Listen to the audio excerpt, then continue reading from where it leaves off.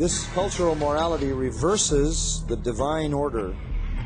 It reverses the divine order. That is, it makes morality the power for salvation. The idea is if we can get a more moral America, then more people are going to believe the gospel.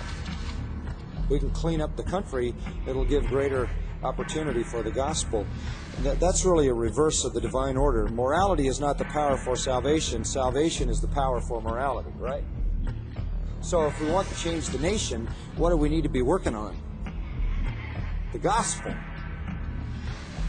And lastly, and I'm not going to develop this at all because I've done it in the past, this effort at cultural morality fails to understand the wrath of God. It fails to understand the wrath of God.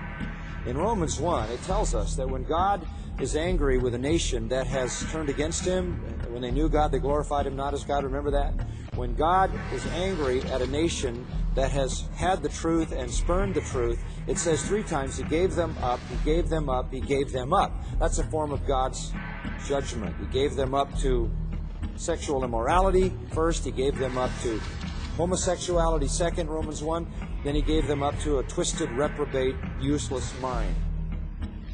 We look at our nation, we see sexual immorality rampant, we see homosexuality rampant, and we see the reprobate mind everywhere. This is evidence of the wrath of God. Can I, by my political effort, overturn the wrath of God? I don't know what God is doing in the world, but I know what my mandate is. My mandate has to do with the gospel and the gospel alone.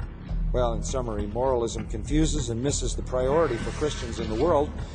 It misrepresents the divine message that man, moral or immoral, is damned and must be saved and can be saved only by believing the gospel.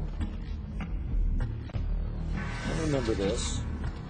It was the highly moral, highly religious Jews, fastidious about righteous standards, who joined with the immoral, idolatrous Romans, flaunting their sins, and together they killed Christ.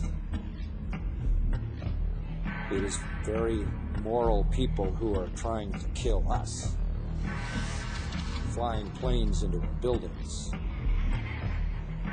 Don't overestimate morality. By the way, the moral and the immoral combined to kill Jesus.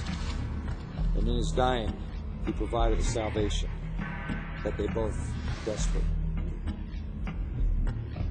So to what are we called?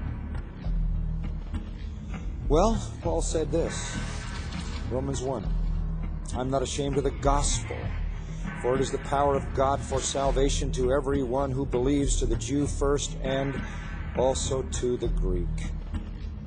I'm not ashamed of the gospel. That's the power of God unto salvation.